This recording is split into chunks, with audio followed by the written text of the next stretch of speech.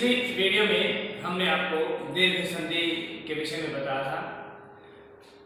अब आपको गुण संधि के विषय में हम आपको बताते हैं। अगला जो हमारा स्वर संधि का अगला भेद है गुण संधि। तो गुण संधि किसे कहते हैं, ये परिभाषा यही मन में प्रश्न उत्पन्न होगा। यदि हमारे पास हमें पता है कि संधि में दो पद होते हैं, एक होता है पूर्व पद, एक होता है उत्तर पद। पूर्व पद में ए या आ, इन दोनों में से, इन दोनों स्वरों में से एक हो। जैसा कि हमें पहले ही पता है कि गुण संधि जो है स्वर संधि का भेद है, तो दोनों तरफ स्वर ही होंगे। तो पूर्व पद में क्या हो, ए या आ, इन दोनों में से एक हो। और उत्तर पद में क्या हो, ई या ई, ये हो, या फिर ऊ या ऊ, ये हो, या फिर रे या री, या फिर ले। यानी ए या आ के बाद ई, ऊ, री, ली, इन चारों में से कोई भी एक वर्ण आ जाए तो क्या हो जाएगा, परिवर्तन जो होगा वो दोनों के स्थान पर होगा, पूर्व पद और उत्तर पद दोनों के स्थान पर। तो यदि ए या आ से परे ई या ई आती है तो इन दोनों के स्थान पर ए हो जाता है। यदि ए या आ से परे ऊ या ऊ आता है तो इन दोनों के स्थान पर ओ हो जाता है। और यदि ए या आ से परे री आती है तो दोनों के स्थान पर अल हो जाता है। और यदि ए या आ से परे ली आ जाए तो दोनों के स्थान पर अल हो जाता है। ये परिवर्तन होता है। अब इसके अगर हम इस डायग्राम के हिसाब से परिभाषा बनाएं तो हम बोल सकते हैं कि यदि पूर्व पद के अंत में ए या आ हो और उत्तर पद में ई हर्ष या दीर्घ ई, हर्ष या दीर्घ ऊ, हर्ष या दीर्घ री या ली हो तो क्रमशः ए, ओ, अर, अल आदेश हो जाता है। उसे हम गुण संधि कहते हैं। अब इसका उदाहरण सर्वप्रसिद्ध उदाहरण हमारा, हम सबसे पहले गणेश भगवान को मनाते हैं। गण प्लस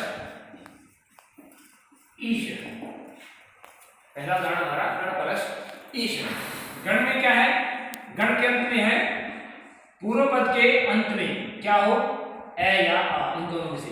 अब कोई है या कोई मात्रा में दिखाई नहीं दे रही, लेकिन मात्रा नहीं है और हलंत भी नहीं है, तो इसका मतलब क्या है, हमारे पास ए है, क्योंकि ए की कोई मात्रा नहीं होती। तो इसमें से हम ए निकाल लेंगे। ये लीजिए, यहाँ पर ए था और आगे क्या है, पूर्व पद उत्तर पद के अंदर में क्या हो, इनमें से कोई भी एक हो। तो इनमें से क्या हमारे पास ई, ये लीजिए क्या बच गया, श। अब ए प्लस ई, ए प्लस ई क्या हो जाएगा, ए। इन दोनों के स्थान पर, ये दोनों खत्म, इन दोनों के स्थान पर ए हो जाएगा। अब वापिस हम जोड़ेंगे गण अण, जो हलन था हमारे पास, उसमें ए, यदि एक स्वर है हमारे पास, मात्रा है, इसकी मात्रा लग जाएगी तो हलंत हट जाएगा और आगे क्या हमारे पास शय बच जाएगा, गणेश है। और देख सकते हैं हम दिन प्लस ईश है, वही है, जिनमें क्या है लास्ट में न में ए और आगे क्या है ईश का ई, ए प्लस ई दोनों के लगभग क्या जाएंगे, ए।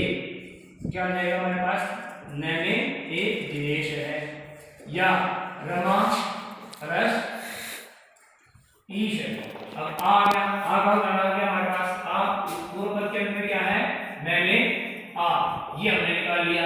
और आगे क्या है, ईश का ई, शरतिया, ठीक है। अब आ प्लस ई, ये क्या जाएंगे, आ प्लस ई हो तो दोनों के स्थान पर क्या हो जाएगा, ए।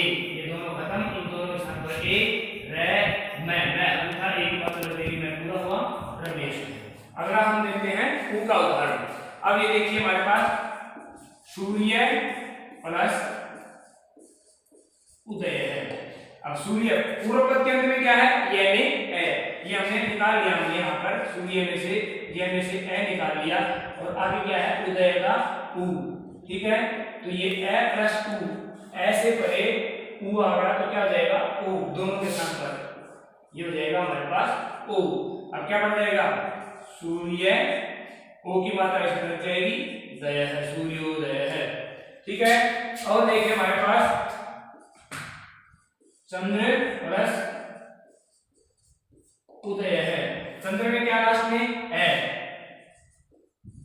क्योंकि अगर कोई ए के अलावा कोई और स्वर होगा तो उसकी मात्रा हमें क्लियर नजर आएगी, अलग से नजर आएगी। अगर कोई मात्रा भी नहीं है, किसी स्वर की कोई मात्रा नहीं है और उसके नीचे तिरछी रेखा भी नहीं है, ठीक है, ये तिरछी रेखा अगर ये रेखा नहीं है तो इसका मतलब इसके अंदर ए स्वर है हमारे पास, ठीक है।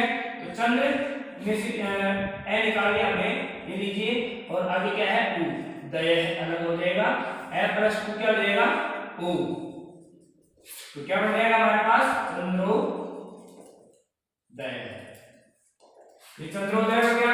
अब अगला उदाहरण देखिए हमारे पास री का उदाहरण लेते हैं, री का, ठीक है। अब पूर्व पद में हमारे पास क्या हो, ए या आ होना चाहिए अंत में, ठीक है। तो इसके लिए हम एक बार इरेज कर लेते हैं,